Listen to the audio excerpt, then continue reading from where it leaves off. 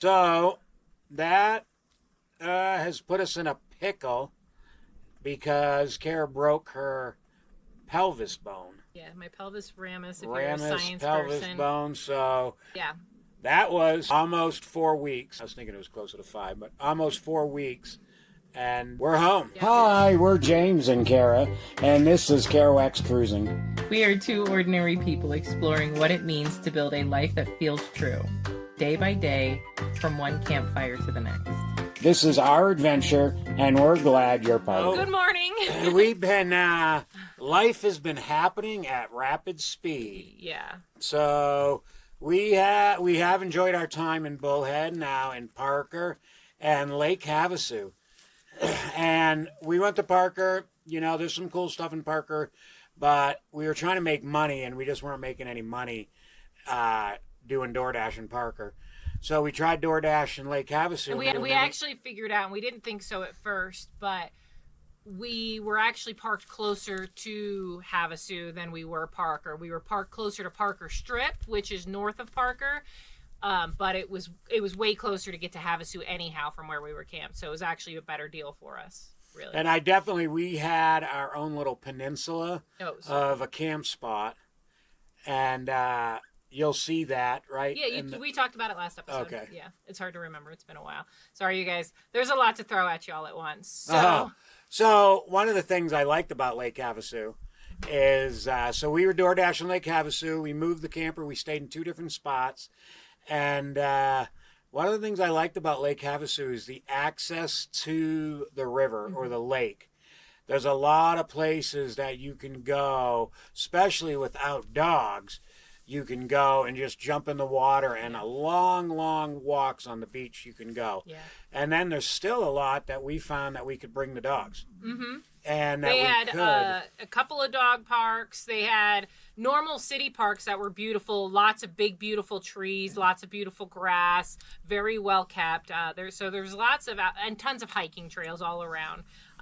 Lots of really well kept public lands. It was really nice, actually. Yeah, we actually decided we like Lake Havasu better than Bullhead City And Parker. Yeah. And so, you know, depending on where life brings us, because, man, things happen so quickly. So we should be on our way to the East Coast. Let's talk about Havasu some more. Okay, what do you... So one of my, like he talked about, I love the beaches and stuff, but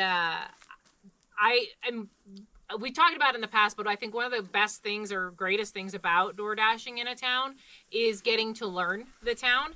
And so, like, driving through the neighborhoods and stuff was nice because you got to see how much pride is in the town, how people really cared for their homes. And there are a lot of, again, we talked about it in Bullhead, Flagstaff, a lot of beautiful architecture, unique architecture from home to home. But then also through DoorDashing, through these neighborhoods, we found, you find out about the little cool neighborhood spots that, probably a lot of the people who live in that town don't even know about. So one of them was called Hava Bite. So if you go to Havasu City, it's Hava Bite, Hava Bite, and it's like a beer garden. So it's like just a little bar, and it's closed in by like clear garage doors that are glass windows, and those are open during the nice days, whatnot, and had a covered patio with picnic tables, and they had lights and misters for the hot days, and all around the patio there was all kinds of like yard games like giant tic-tac-toe and Connect Four and things like that. So your typical beer garden, but surrounding this beer garden was a bunch of local food trucks. So it was really cool, like all different kinds of stuff. There was a sushi truck, there was a smash burger, wood-fired pizza, Mexican food, Peruvian food. It was glorious. So it was a really cool spot to check out that we wouldn't have known People are just about. driving their golf carts and side-by-sides up Everybody here. knows each other. All It's like families. the neighborhood hangout. Yeah, a bunch of parents are chit-chatting and drinking, socializing and whatnot, and the kids are all playing with each other, running around the place. It was such a cool spot to go to. We enjoyed the food there. The beer was good. It was local food, local beer. Yeah, I ate too much food. I got a smash That's the problem with burger. a spot like I got that. potato wedges. I got pizza. Yeah, we wanted to try a little bit of everything. So but it was really, really good. I really, really enjoyed that. And that was really our last beautiful night in Havasu. I do want to mention one other spot in Havasu. So we're door dashing. So we go to this grocery store and. Oh my goodness. So we go to this grocery store. It's Smith's, but a Smith's that you'll never see anywhere else. And maybe they're going to start doing it everywhere. But they have pretty much like a beer garden inside of Smith's that you can just shop and have a beer. A lot of people were taking advantage of it. And it was in where they have the ready-to-eat food. So it was pretty cool. Pretty cool. It was cool. So Smith's is like Kroger, and I think there's another one, but it's the Kroger family of stores. And they also had like a Whole Foods style cheese counter, like all kinds of every kind of cheese you can imagine. Sushi, the guy's making the sushi right there. This was like, I mean, if you've been listening to us, you know we're not high scale people. So this was like the highest scale store I've ever been in. I've never what been a grocery store. Yeah, it was like if Whole Foods and I don't know, because does Whole Foods have a bar? Do they serve alcohol at Whole Foods? Oh, it was like Whole Foods. Because it kind of does. Smith's. I think Whole Foods does. I think they do have a bar in them. Yeah, I think they do. The other Yolks. It was like if Whole Foods and Yolks had a baby. That's what this store was like. So Yolks, if you guys know, in the Pacific Northwest, our favorite store up there. It was pretty cool. But yeah, I forgot about that. Yes, I miss Smith's already. So Lake Havasu. So we're door dashing Sunday afternoon. Yeah, our last day. We're getting our money to start our trip. We are supposed to leave to the East Coast the very next day. Yeah, we had a goal in mind. We weren't stopping until we met that goal, so we had the gas to get to Tucson.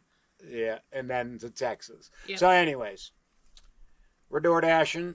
It's around 12, a little after 12, and Cara gets out at a CVS.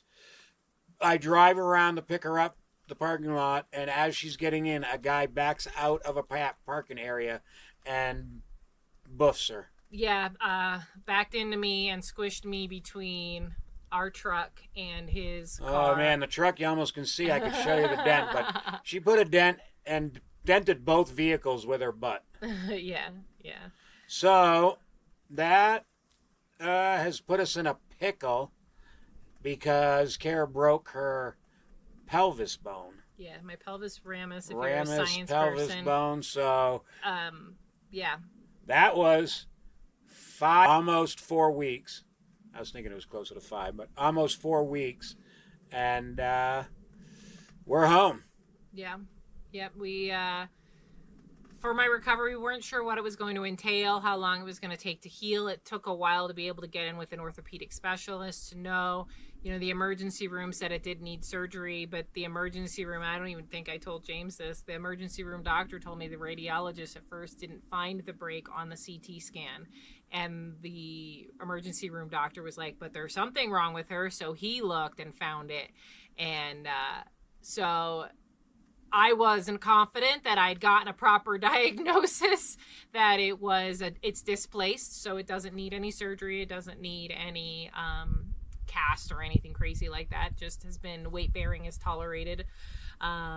They say 6 to 8 weeks for the bone to heal, 12 weeks for, full recovery. So we weren't sure, if I was going to need surgery or any of that, until about 2 weeks ago. Yeah, so we're home and we're hunkered down and actually been really it's exciting in a way. It was disappointing and heartbreaking to realize we weren't going to do our big trip. We've been talking about it for a year. We've been so excited about it, really excited to see friends and family, visit new friends we haven't met in person yet, all kinds of that good stuff. And so it was really it was heartbreaking. It's heartbreaking. Yeah, it's whatever. I mean, life goes on, right? But it's a little heartbreaking. But we were really hoping that we would be on the road. But it's given us a really... And when I mean home, in northern Arizona is where we are. Yeah. Back at our tiny house on our now 20 acres. But it's given us a really great opportunity to really dig into focusing on our vision for the podcast moving forward, our vision for our lives moving forward. Our settlement has come in, so we're kind of out of that survival mindset right now. So we're able to think more creatively. We're able to think and dream. Ultimately, I think that when you're in survival mode, when you're trying to figure out how to pay your bills, when you're trying to figure out how you're going to eat, how you're going to be able to pay for the next thing for your kids, whatever it is for everybody, it's hard to be able to think creatively. It's hard to be able to dream. It's hard to be able to imagine the possibilities in your life. And so now that we're in a spot right now where we're not worried about that, I'm healing fine, everything's fine, so we're very relaxed right now. Things are calm, things are happy, and so we've been taking a lot of time to dream, and we are reimagining not only the podcast but our life moving forward in really beautiful ways that feel empowering and exciting. And I don't know, I just can't wait to bring all that stuff to you guys. It's going to be really exciting to break it down as you go. We are still very ambitious to travel. Mm-hmm.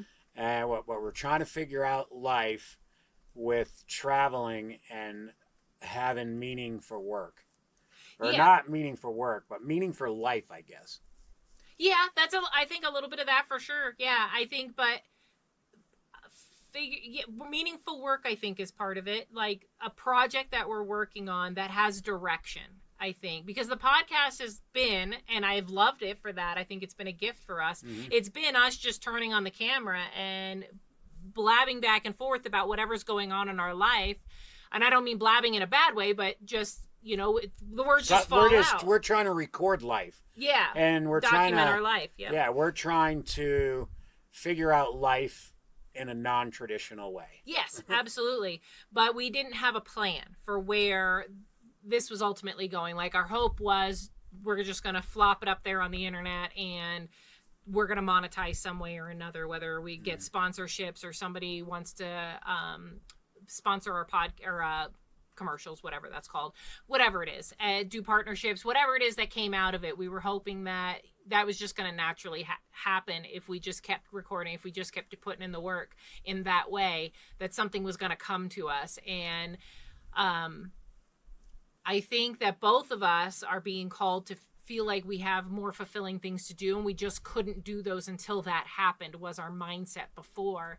But we've been spending a lot of time chatting with each other about it. We've been spending a lot of time reading different things, watching different things. We're taking classes, and we're realizing there's a lot of potential moving forward. We decided to make a big commitment that was something that we'd only ever dreamed of doing. So yeah, we're excited about what's coming forward. We're excited to bring it to you guys. We have some good ideas that we feel that we are going to be able to learn and bring Kerouacs Cruising better. Yeah. And we're going to try to figure out that our thoughts create our reality. Mm-hmm. So that's what we're trying to do, and we have some ideas on how we're going to do it. Yeah. So stay tuned. Yeah, you guys, we got exciting things coming up, and it's coming in quick, fast, and in a hurry. So we're excited to bring you guys along the journey. We're excited to share with you all of it, all the stuff. So we got great ideas. We're doing stuff. We're really excited. I think we're more motivated about Kerouacs Cruising and our future than we were when we first started this whole thing. So it's going to be really exciting, you guys. So the pause was worth it. The pause is worth it. Yeah. Yeah. Thanks you guys for hanging in there. We love you so much. And we'll update you next week on what we got going on. See you next time. Love you. Bye.